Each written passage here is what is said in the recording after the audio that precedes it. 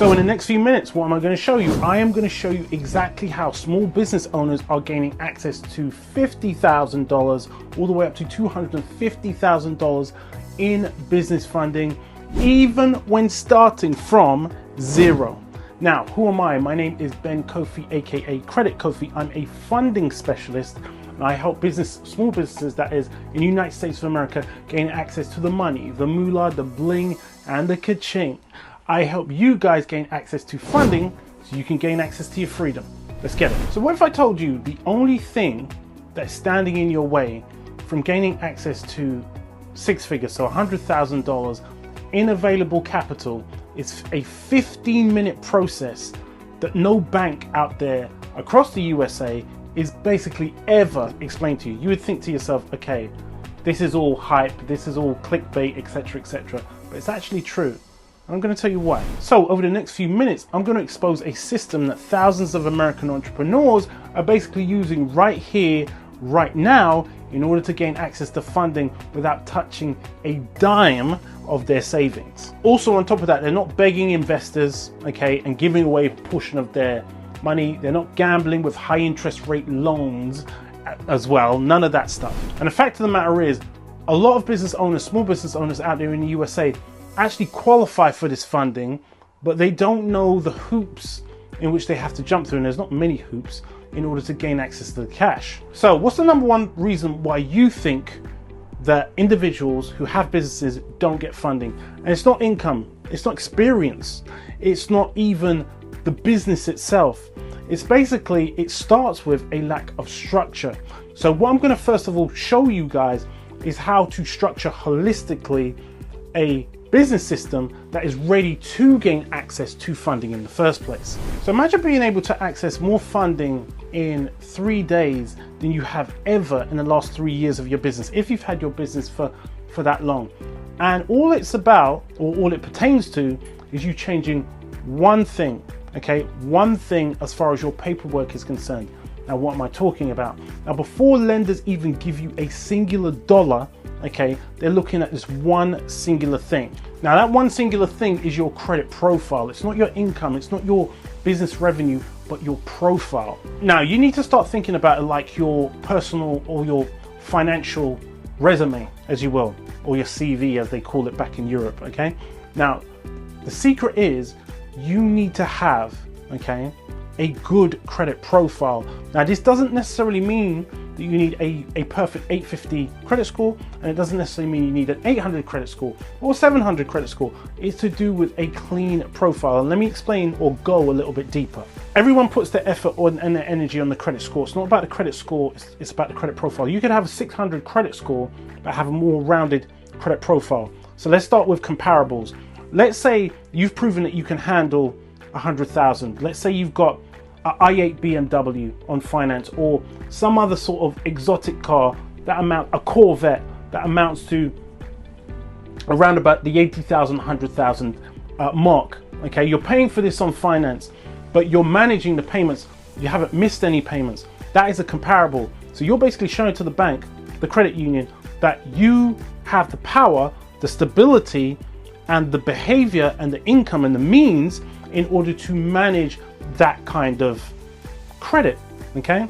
Also, having 2 to 3 credit cards on your credit profile that have over and above limits of $3,000. Again, showing the bank that you can manage credit, not having any late payments, no delinquencies, etc., etc. Again, showing the bank that you have things on your credit profile that you're managing, a mixture between long-term loans and short-term loans. Yeah, long-term loan being something like, let's say, a student loan.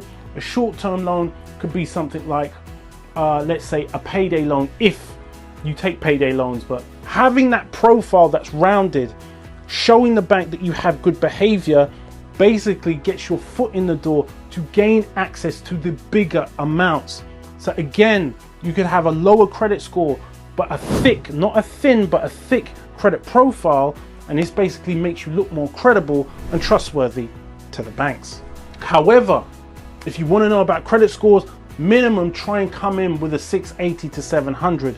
As I said to you before, you can have something lower. If your profile is stronger, they're also going to consider that. Now, another way to boost your score is add an authorized user to your account. So this is somebody who has good credit already, you're piggybacking off of their credit, you're not using their card, you're just an authorized user on their card, okay, so it doesn't necessarily hurt them. They've got good credit history, that is going to spill over into your credit history to make it look like you've got more longevity on your credit history, which basically boosts your capability to get access to funding to make more money with money. Now, onto the stage of credit repair. Look at your credit report, see whether or not there are any errors.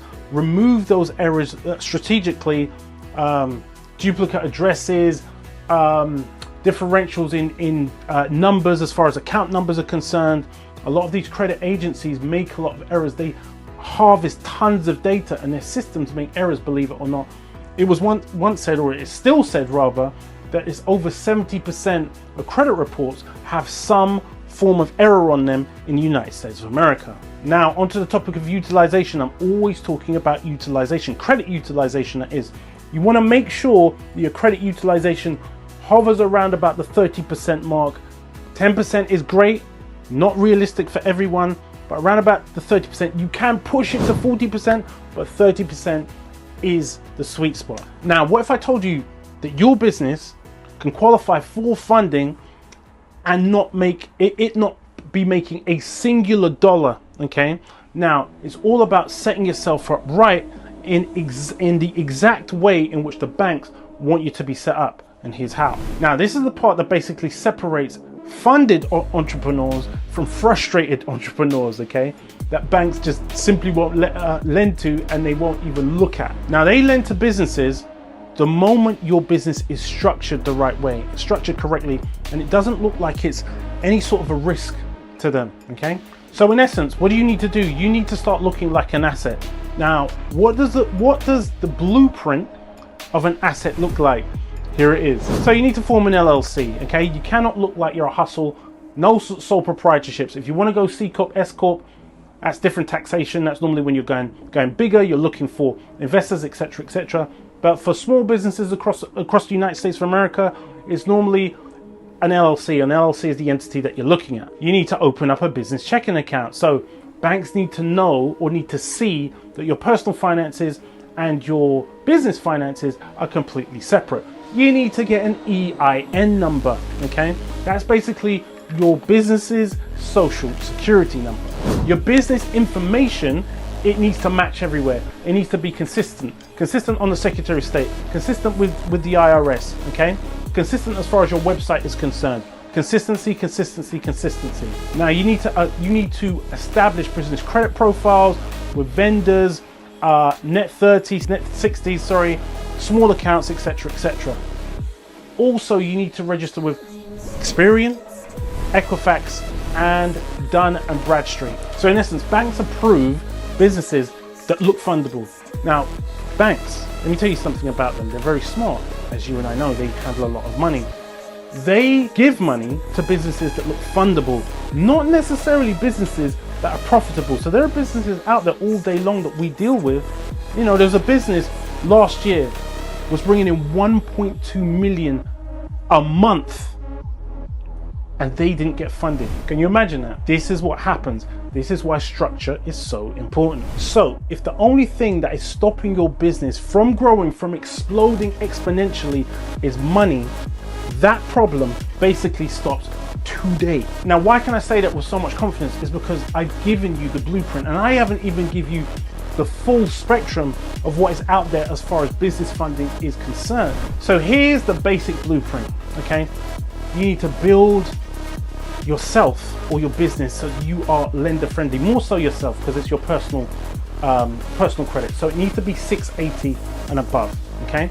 You need to set your business up like a real entity, so an LLC, an EIN number, etc., etc., an address, a virtual address if need be. You need to open up a business bank account.